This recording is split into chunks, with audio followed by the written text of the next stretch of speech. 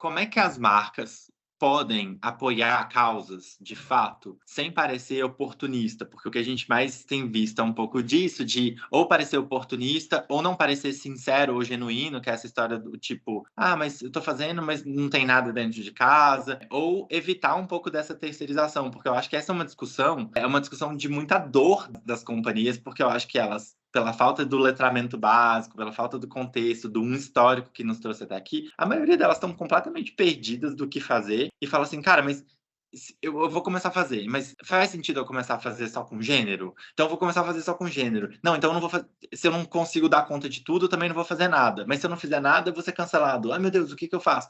Então, assim, qual que é, na sua visão, como que as marcas podem, de fato, apoiar algumas causas, enfim, sem parecer oportunista ou, enfim, ou evitar esse tipo de terceirização, assumir para si a responsabilidade? Eu vou dar um zoom aqui no que eu percebi nesses anos de experiência, né? A gente sempre percebe que o RH tem pouco dinheiro, o marketing tem muito dinheiro. E aí, quando a gente vai fazer as grandes ações, é o marketing que faz. E o marketing parece que nunca conversa com o RH. E o RH não conversa com o marketing. Então, por isso que eu acho que é estratégico ter essa pessoa de diversidade para falar, de juntar, né? Falar, ó, gente, vocês querem fazer isso, vocês querem fazer isso, pega o dinheiro deles e faz. Porque, para mim, é mínimo assim, o esforço para fazer isso. Mas não se conversam. E aí as pessoas acabam ficando meio presas. Então, para mim, uma empresa que todo mês de junho ganha 5 milhões de reais para investir numa parada LGBT, para aparecer com a logo lá, não adianta ela pegar, sei lá, 500 mil desse dinheiro e investir numa ONG para fazer retificação de nome de pessoas trans, enquanto ela tem 33 mil funcionários e 2 pessoas trans no quadro de colaboradores, sabe?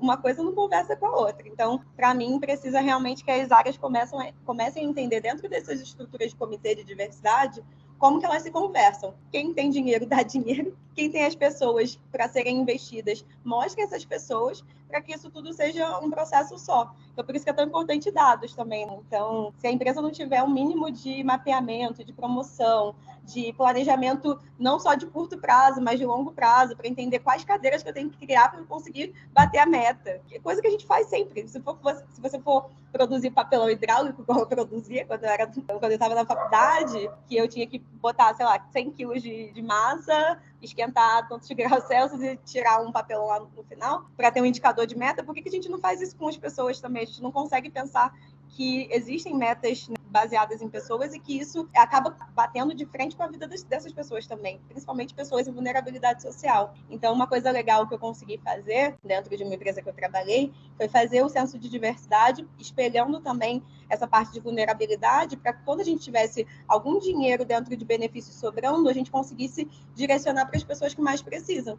Então, não quer dizer que porque eu tenho uma analista, sei lá, júnior, que ela ganha menos do que uma gerente minha, porque a gerente pode estar, né, dividindo o dinheiro dela com 10, 20 pessoas da família, que é o meu caso, por exemplo, que é uma reparação histórica gigante. Então, a gente tem que fazer também essa análise per capita, entender onde direcionar, e a gente conseguiu pegar um dinheiro que sobrou do benefício no final do ano e direcionar para o VR das pessoas que estavam em mais vulnerabilidade da empresa. Então, assim, são estratégias que a gente tem que começar a pensar, né? Se eu sou uma pessoa de RH e eu não penso em gente, tem alguma coisa errada, né? Acho que as pessoas foram criadas mais a ser maquininha e não pensar que aquilo ali são vidas, né, no final das contas.